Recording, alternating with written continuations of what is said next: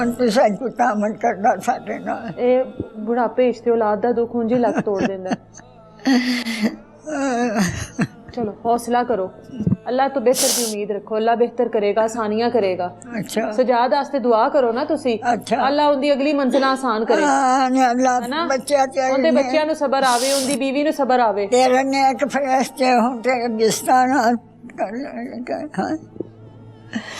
सजाद अली तेनू अल्लाह तंदुरुस्ती देगा तो तू ना मरिया।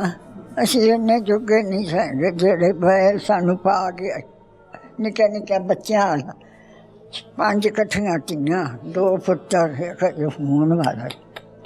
अच्छा मैं एक होने वाला हाँ वेख ला इन्नी क जिन्नी मैनू है पटलो जी कां वड्डी कम कोई नहीं करदी सी ना ही हुंदा सी। वो आपे बेचारा भज्जा भुज्जा फिरदा आपे कमाई करदा आपे बच्चों खुआंदा नाले माल दा ढिड पालदा सी। अमानी मर्ज़ नमाज सानू तो इंसाफ ही चाहिए।